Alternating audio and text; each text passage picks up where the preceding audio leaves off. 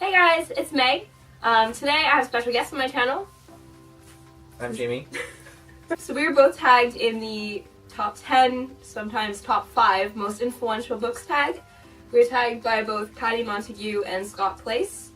So the basic premise of the tag is that you have to quickly think of the top 10, we're going to go with the 10, influential books that you ever read, but you're supposed to list them, but you're not allowed to say why you chose them or give any explanation, so you just kind of go for it. Yeah, and you're also not supposed to think too hard about the books you pick, so some of these books might seem kind of like random. I could probably think of ones that influenced me more if I really thought about it for a while, but these are the ones that came to mind first. So. And considering that we're at Megan's house, Megan has her books with her. I don't have mine, I just have a list, so we'll see about maybe a picture or something. If not, I think that you guys kind of all know what my books look like. Yeah. I didn't really Especially your list. You'll know the books. Yep. So I am going to go with Angus and the Ducks. It's by Marjorie Flack, and it's a picture book. Book number 1 for me would be otherwise known as Sheila the Great by... Who's that by?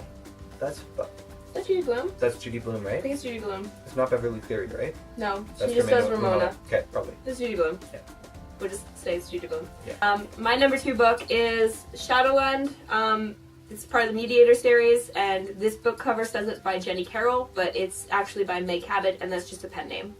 Okay, so my next book would be The Bad Beginning by Lemony Snicket, and that's the first book in the a series of Unfortunate Events series. My next one is The Devil Wears Prada. It's by Lauren Weisberger. And you might know this because there's a movie. I really want to be able to explain these. I know, I'm like, why am I picking The Devil Wears Prada? Like, who would be influenced by this? I don't know. Obviously me. My next book would be Harry Potter and the Sorcerer's Stone or Philosopher's Stone by J.K. Rowling, for probably obvious reasons. Okay, my next pick is kind of an obvious one. I feel like a lot of other people have picked this. It's The Hobbit by J.R.R. Tolkien. The Lord of the Rings books, I guess, make an honorable mention, but The Hobbit is the influential one for me. My next one would be The Glass Castle by Jeanette Walls, which is a kind of like sensationalized biography, I'm going to say, autobiography, and I read it last year for school. I haven't said anything about where I've been reading these things. Oh, for all we know, you could have read the picture book yesterday. My next book is Lord of the Flies by William Golding. You might have read this in school at some point. My next book would be The Help by Catherine Stockett, which I read probably like 4 or 5 years ago on a camping trip, and I read it in like a day, and it was really good. It's like dying. It's dying. Oh, it's all ripped. I know, it's all ripped and like sad. it's broken, and the spine is fine somehow, despite the fact that I've probably owned this since I was about like, I don't know, 7, 6. But The Lion, the Witch, and the Wardrobe by C.S. Lewis.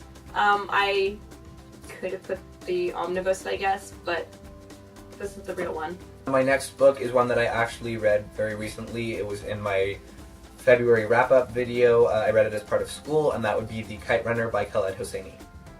Another super obvious one, because I'm queen of obvious, I guess. Matilda by Roald Dahl. Make of this what you will. This one I feel probably should have been at the top of the list. I don't, like, these aren't in particular order, no. But this one should have been at the top. And that would be The Perks of Being a Wallflower. Wallflower? Wallflower. And that would be The Perks of Being a Wallflower by Stephen Chbosky. Harry Potter and the Philosopher's Stone, which is the first book in the Harry Potter series, and it has already been on your list, so I'm not copying, I promise. It's just really good. I had to choose it too. You're so unoriginal. You know? I'm really unoriginal. I keep choosing the super obvious books that I feel like everyone who's done this tag has chosen, but I mean, I can't help it if they're good. It's also Harry Potter. It's also Harry Potter. Look at this wizard. He's wonderful. He's fabulous. It's basically that. It's basically Yeah, this. This is why it's influential. It's this the wizard. My next book is one that I talk about often, and that would be Delirium by Lauren Oliver. I could have said all of Lauren Oliver's books, but that was the first one of hers that I read. Oh, I'm explaining that. I think, eh? That's not explaining. That's kind of explaining. Is it influential because it's the first book of hers you read? No. Then you're not explaining it. Okay, so it was the first book of hers that I read, and I really liked it. My next one is Nick and Nora's Infinite Playlist by Rachel Kahn, Kahn, something, and David Levithan. Yeah, You can't explain can't it. explain it. So my next book would be probably one of the more obvious ones, which would be The Fault in Our Stars by John Green. That was also coincidentally the first John Green book that I read, so pattern. Make of that what Maybe. you will. My last pick, which somehow I don't think it would be at the top of the list for me, to be quite honest. Oh. Despite how much I like it, I don't think it's at the top of the list for influential books for me. But if you know anything about me at all, this isn't a surprise. It's The Hunger Games by Suzanne Collins, which, yes, was also the first book I read by her, but she only has one other series, and that's for 9 to 12, so not surprising, I guess. That's Wish I good. could say something. It's so good. So good. And my last book is also on my February wrap-up, but I talked about this one. So this one, you could, like, if you want to do a bit of background research, that's in my last video, and that would be Two Boys Kissing by David Levithan. Well, Devil Wears Prada, I liked it. It's not on my top influential books. Didn't influence you the way it influenced me. No. Why is that? I don't know. I don't know. They don't know. If you want to know, you can, I guess, ask us in the comments, and we can, We'll answer to the best of our ability. yeah. Sometimes we can't even really explain, because some of these books, I can tell you, they're influential to me, but I don't know if I could, like, formulate that in words, necessarily. But, you know, I can try to the best of my ability.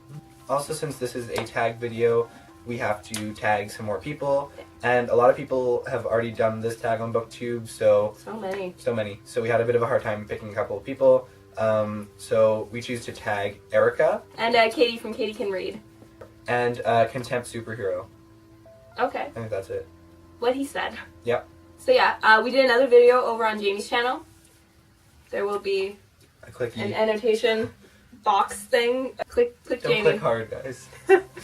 I'll leave a link to his channel down below in the description. So yeah, if you want to see more from either of us, you can subscribe. We both have channels, obviously. Leave us a like or a comment if you want to see more from us. And yeah, I guess we'll see you in the next video of whatever we decide to do.